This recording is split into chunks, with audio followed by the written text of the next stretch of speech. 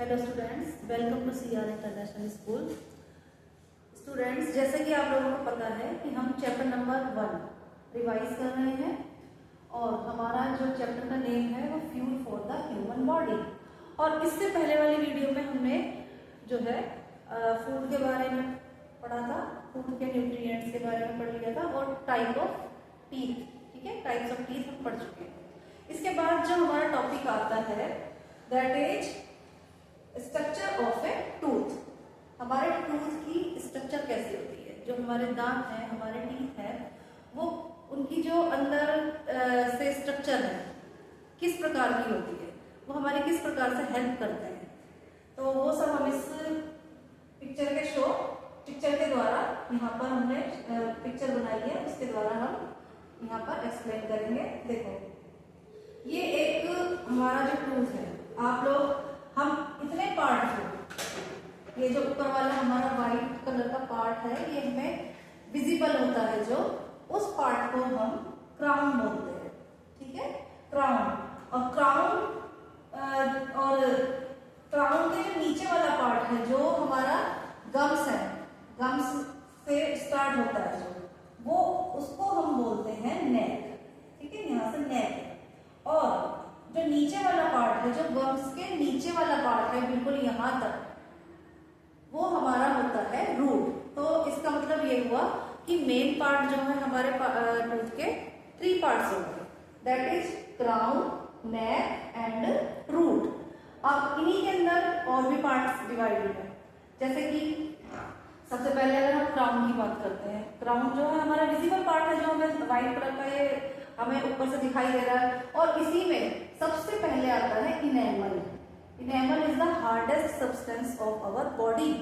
सबसे ज्यादा जो हार्ड पार्ट है हमारी बॉडी का, वो इनेमल ही होता है, और जो हमारे टीथ में प्रेजेंट है, ठीक है। और ये व्हाइट कलर का होता है, इसीलिए हमारे जो टूथ है, टीथ है, वो हमें व्हाइट कलर के दिखाई देते हैं, और ये सब हमारी बॉडी का सबसे हार्ड सब्सटेंस होता है। इसके बाद जो हमारा पार्ट है डेंटाइन, इनेमल को जो सपोर्ट करता है, ये एक लेयर, ठीक है, ये लेयर जो है इसे हम डेंटाइन कहते हैं। ये डेंटाइन जो है हमारे इनेमल को सपोर्ट करती है। इसके बाद आप लोग ये देख रहे हैं पल्प, और पल्प के अंदर आप लोगों को ये छोटी छोटी नर्व्स जैसी दिखाई दे रही है, ठीक है। नर्व्स तो हमारी पूरी बॉडी के अंदर ही होती है, तो हमारे टीथ के अंदर भी होती है नर्व्स, ठीक है। तो यहाँ पर ये जो पल्प है, this is the soft part of our body, of our tooth. जो हमारे टूथ का सबसे सॉफ्ट पार्ट है वो पल्प है, ठीक है। Hardest enamel and soft pulp, क्योंकि पल्प के अंदर हमारे ये क्या है, नर्व्स, ठीक है। इसके बाद ये यहाँ से हमारे गम्स, और गम्स के नीचे वाला जो पार्ट आप लोग देख रहे हैं, ये हो गया हमारा रूट, ठीक है। अब रूट जो होती है, जैसे प्लांट्स की रूट होती है, रूट क्या काम करती है, रूट प्लांट को पकड़ के रखती है ताकि वो इधर उधर न हिले, वो बिल्कुल उसको सपोर्ट करती है। इसी प्रकार से जो हमारे टूथ की रूट है, वो भी हमारे टीथ को सपोर्ट करती है। तो यहाँ पर साइड में बोन्स एंड नर्व्स, नर्व्स जो है, नर्व्स क्या है, नर्व्स यहाँ से, ये आपको देख रहे होंगे पल्प्स, पल्प्स तक हमारी नर्व्स जा रही है।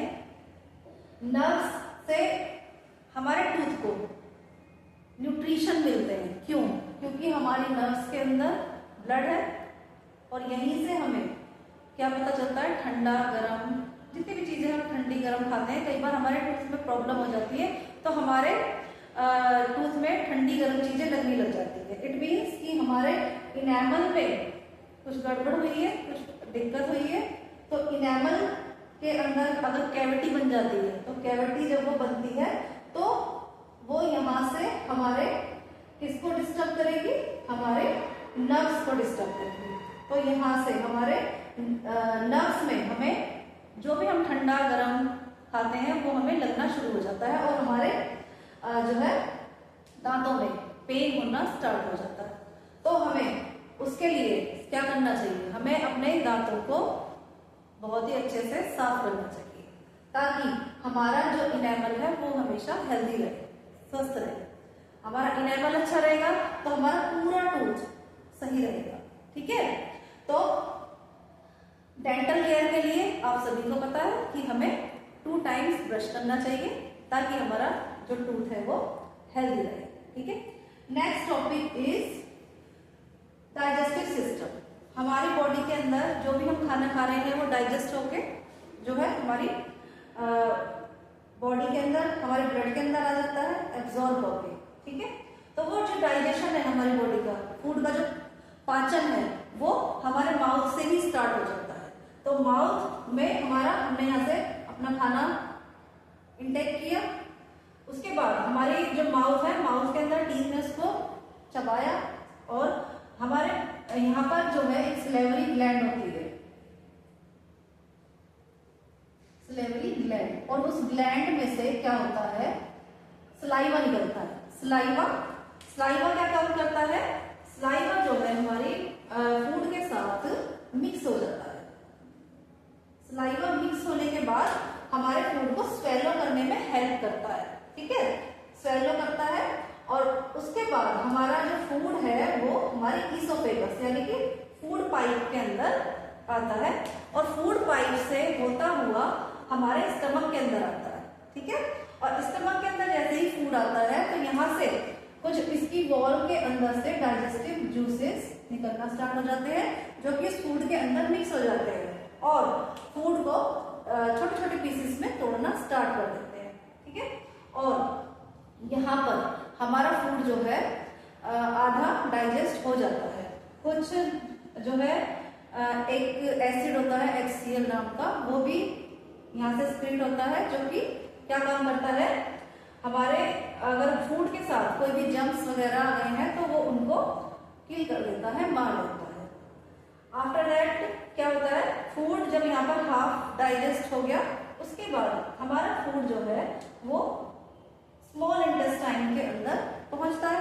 स्मॉल इंटेस्टाइन में जाने के बाद क्या होता है, ये हमारा लीवर एक डाइजेस्टिव जूस प्रोड्यूस करता है जिसका नाम है बाइल, और वो बाइल जूस जो है हमारा गॉल ब्लैडर के अंदर स्टोर हो जाता है।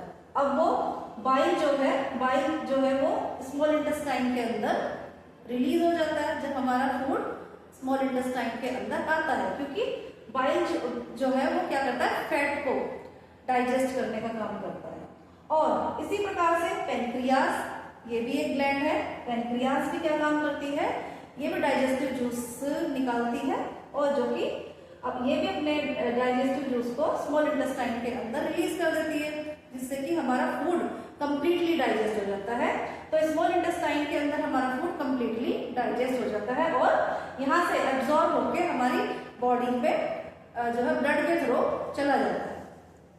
अब क्या है, लार्ज इंटेस्टाइन जो अनडाइजेस्टेड फूड होता है वो हमारा लार्ज इंटेस्टाइन के अंदर बच जाता है। अब वो इसके अंदर वाटर और अनडाइजेस्टेड फूड, ठीक है, तो वाटर को हमारी बॉडी एब्जॉर्ब कर लेती है और अनडाइजेस्टेड फूड यहाँ से होता हुआ रेक्टम के अंदर स्टोर हो जाता है। ठीक है, रेक्टम एक छोटी थैली जैसा होता है जिसके अंदर अनडाइजेस्टेड फूड जो है वो स्टोर हो जाता है